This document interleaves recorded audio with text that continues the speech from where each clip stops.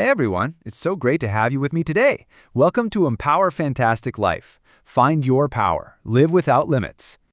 It is such a frustrating feeling, isn't it? You're being totally honest, you're laying out all the facts, speaking straight from the heart, but you can just tell the person across from you isn't buying it. You can almost see that little wall of doubt go up in their eyes.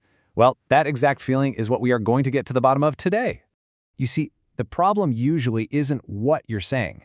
Your words, your facts, they can be perfectly fine. The real issue is that gap. The gap between the words coming out of your mouth and the actual trust you inspire. It's kind of like a nervous chef trying to describe a delicious meal.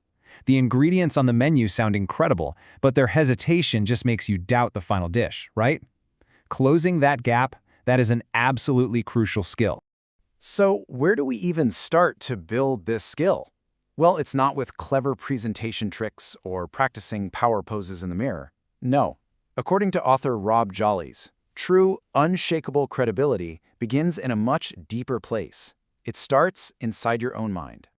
This right here is the heart of what Jollies calls the inside-out principle. Think about it. If there's even a tiny seed of doubt in your own mind, let's say you're trying to sell a product that you're not 100% sold on yourself, that doubt, it will find a way to leak out. Your voice might get a little higher, maybe you avoid eye contact for a split second. You are subconsciously broadcasting that uncertainty, and believe me, people pick up on it instantly. The best way to think about it is like the concrete foundation of a house. I mean, you can have the most beautiful design, the most expensive furniture, but if that foundation is cracked, the entire structure is at risk. And it's the exact same thing with credibility. You just can't build it on a shaky foundation of your own internal doubt.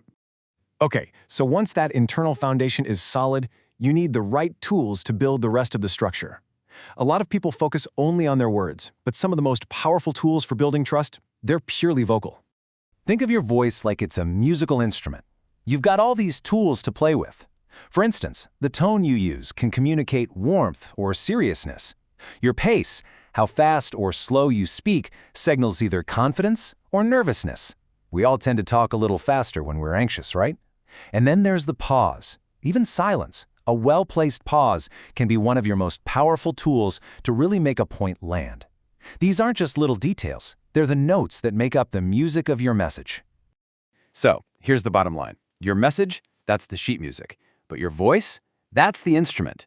You could have written a brilliant symphony, but if it's played on an out-of-tune, poorly handled instrument, all that beauty just gets lost. Mastering your voice makes sure your brilliant message is heard exactly the way you mean it to be.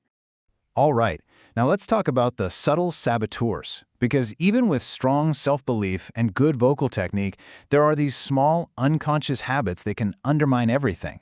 We need to find our hidden tells. And yeah, that term tells comes straight from the world of poker.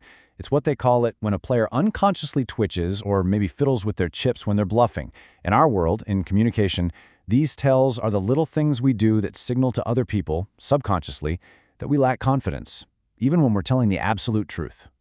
And here are some of the biggest culprits. Shifting your eyes around can make you look evasive. Fidgeting with a pen just screams nervousness. Using filler words like and breaks your flow and makes you sound hesitant. And a really big one is up-talking. You know when you end a statement like it's a question, it makes you sound unsure of what you're saying. See?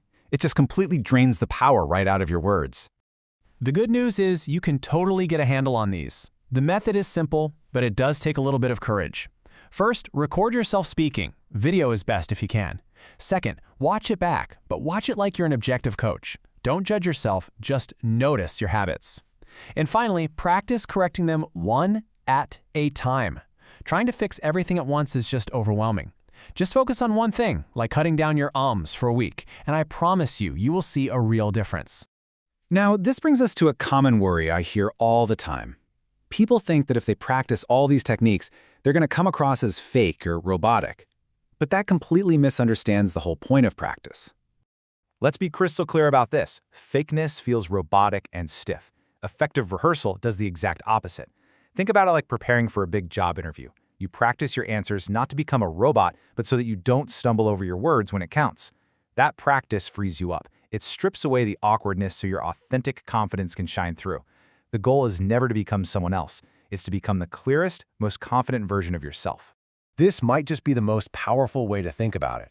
We don't call a great actor fake when they move us to tears on screen. We admire their authenticity. And why is that? It's because they have rehearsed their lines and their movements so many times that they don't have to think about the technique anymore. They can just be in the moment and deliver a purely authentic performance. And that is our goal in communication too. So, to bring this all together, building that unshakable credibility really rests on these 4 connected pillars. It all starts with that foundation of genuine inner belief. Then, you build on it by mastering your vocal tools. You protect the whole thing by getting rid of your unconscious tells. And finally, you bring it to life through practice that leads to a truly authentic, effective performance. And that leads me to a question I want you to take with you. Of those vocal tools we talked about, your pace, your tone, or using the pause, which one could you consciously practice this week to make the biggest immediate difference in your own credibility? Just pick one. You've been listening to Empower Fantastic Life, Jaeger Empowerment Academy. See you next time. Bye-bye.